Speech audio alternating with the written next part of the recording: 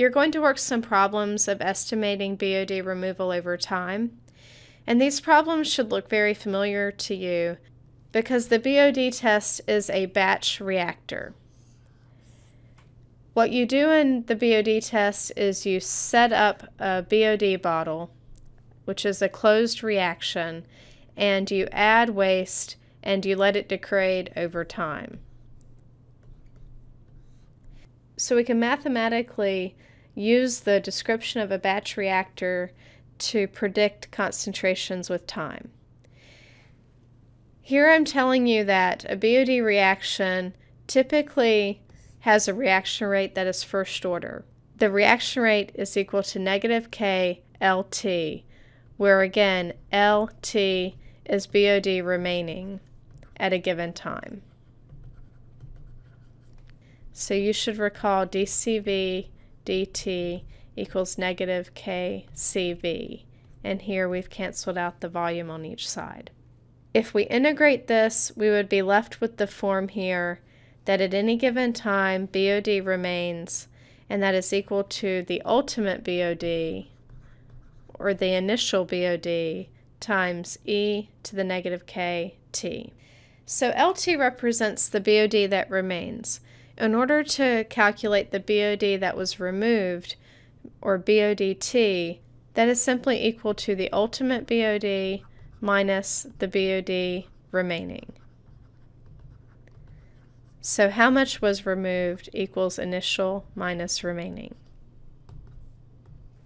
So if you have solved for LT, or the BOD that remains, and LT equals L0 e to the negative kt, and you want to know the BOD that has been removed, you can substitute in this for this term, so L0 minus L0 e to the negative kt, and you get out L0 to 1 minus e to the negative kt.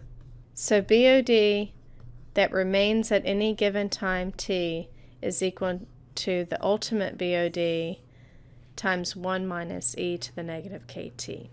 Okay, just a heads up on the book, your textbook presents rate constants as both small k and big K, and they'll refer to these as base 10 and natural log or exponential. The distinction here has to do with how these were derived mathematically, but it's easy to go between the two if the book gives you one over the other by using little k equals 2.303 times the base 10. What this really is a conversion between natural log and base 10 log.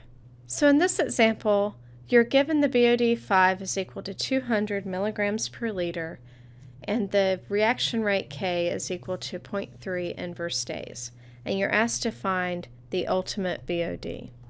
These problems will not be hard for you. The only thing that you need to get straight is whether you're solving for LT or BOD T.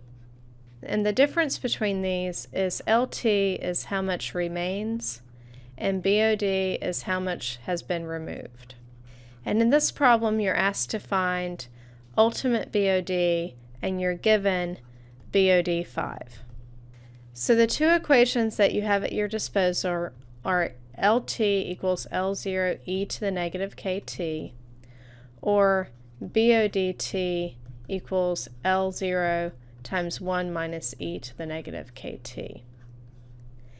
And in this problem, we're given BOD5 and K. So we're going to choose to use this equation to solve the problem.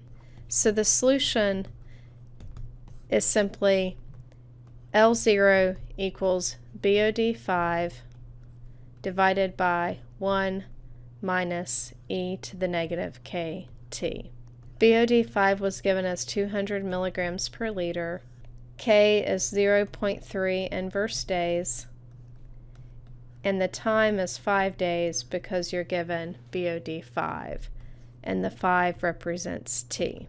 So when you solve this, the ultimate BOD equals 257 milligrams oxygen per liter. And this makes sense. The reality check here is that L0 must be greater than or equal to LT. And so 257 is greater than 200, and so that's our sort of mental logic check.